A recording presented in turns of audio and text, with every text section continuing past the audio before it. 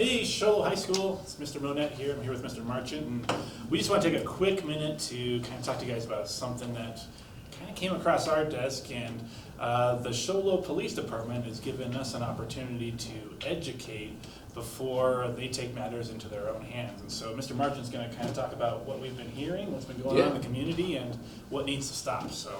Yeah, for sure. So I want to start off by saying that honestly, most of the information that we get from the community is positive. All right, I don't know if you guys knew this, but we have over 65% of our upperclassmen to work a job during the school year. That's incredible for the amount of high school students and the amount of classes that you guys are going through and extracurricular activities you're doing and clubs you're involved in, and 65% of our upperclassmen are working on top of all of that. So a lot of positive stuff. You can go anywhere on the mountain, you're going to find Sholo kids at places and working really hard. So we love that. It's all positive. Now, when we get pieces of negative, we're super grateful that they're giving us an opportunity to work with you guys so that we can fix that. So what's happening is we're getting word from the police department that a lot of students, and it's not all of you, of course, but a lot of students are going to Safeway and other places, primarily Safeway, and they're essentially stealing. They're filling buckets with chicken and walking out with it, or acting like you're weighing it on the scale and walking out with it, or just eating it while you're there and then leaving. But all of it, in short, is stealing.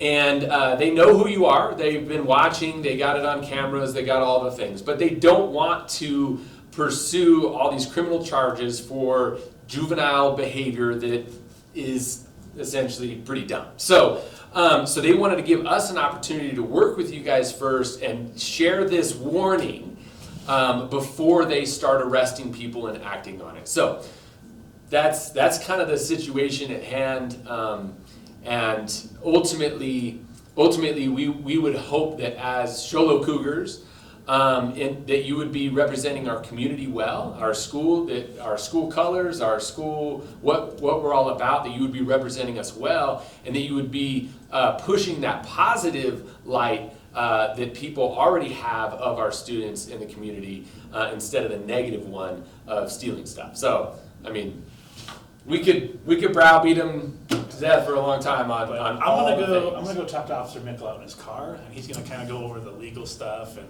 the stuff that affects your future, because you don't want a future that's riddled with these sort of silly things. No, definitely not. All right, Listen to Mickle.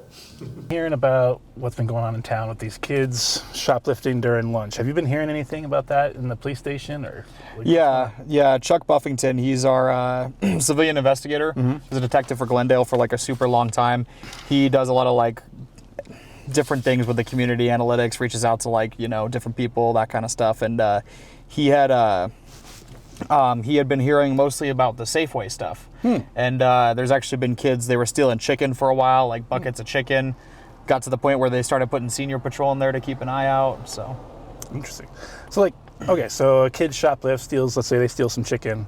What are like what's going to happen to them? What are the legal ramifications of just petty shoplifting? Depends. If the kid's 18, the kid can go straight to jail immediately. If they're 18, I say kid loosely, because we refer to a lot of people as kids that go to this school, but we do have some 18, 19-year-olds. So they steal that, they can go right to jail. If we wanted to take them, they can get a citation. Actual juveniles can get a juvenile referral. They might be able to get a citation, depending on what it is. If we can prove, something as significant as they've been planning this for a while, that kind of a thing. They came in there with backpacks to facilitate the theft or whatever. It is shoplifting, and that can be considered basically what's called organized retail theft, which is a felony. Oh, wow. Yeah, it's a pretty big deal. Do the police ever, like I know Safeway's got surveillance cameras. Do they keep track of this and keep forwarding these to the police to build a bigger case? Or? Yeah, so Chuck is, as you know, Chuck has been coming to us, you and I, talking about it and everything, mostly you, but, he's came to the both of us, me too as well. He's been frustrated with the situation. As far as I know, my administration's also been pretty frustrated with the situation too.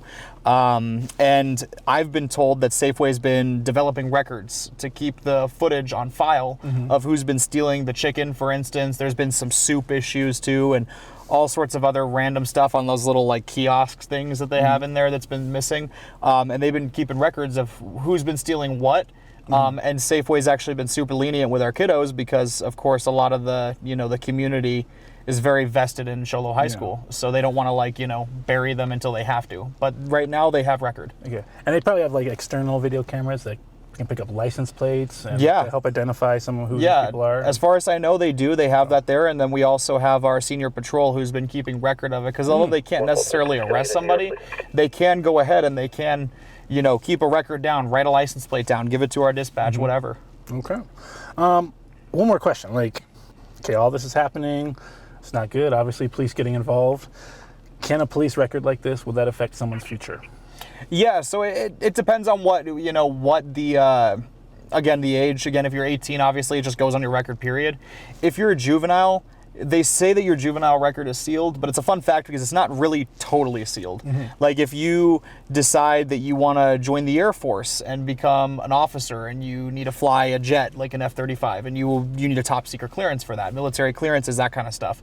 And or even if you want to just enlist in the Marine Corps and be in the Special Forces, top secret clearances are needed. They'll look into that and they could deny you for your top secret clearance based off of something like that.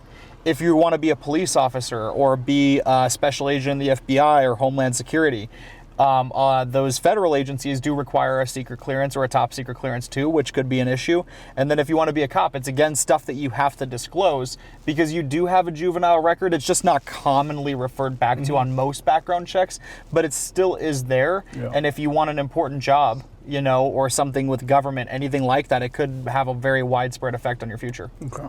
So what I'm gathering is it's probably a really bad idea to just steal something as insignificant as chicken or soup or something like that because it could really mess up someone's future for something that really doesn't cost a lot. It's incredibly stupid. If you honestly, you could ask your friends. There's so many options. You could ask your friends like, "Hey, bro, can I borrow $5?" And get yourself some chicken, or you can bum some food off of your friends. I mean, all of our kids, they eat with each other and everything else too. So why are we stealing? Yeah, we have ways to get free lunch here at school. We have ways to get free lunch here at school. I mean, if you're hungry enough, I know I've got snacks. I know half of administration would just give a snack out. Yeah. So all right. Yeah. Man, I really hope it stops. So, I hope it looks stops bad too. for us, looks bad on the schools, bad for the students. It's just a no-win for the whole community. So. Adds to the awkward conversations that I have to have with kids. I am grateful it's not the parking lot for once, but it's still here we are, and this is objectively worse. So we need to make sure that our kids are staying out of this trouble and hopefully limit some of those conversations that we've been having with community members. Pizza Factory is one of them too. I believe you talked to him today as well. So just want to make it the best that we can, and hopefully these kids finally listen to me and start making those good choices that I tell them to make. All right. We'll see if it happens. All right. Thanks. Yeah.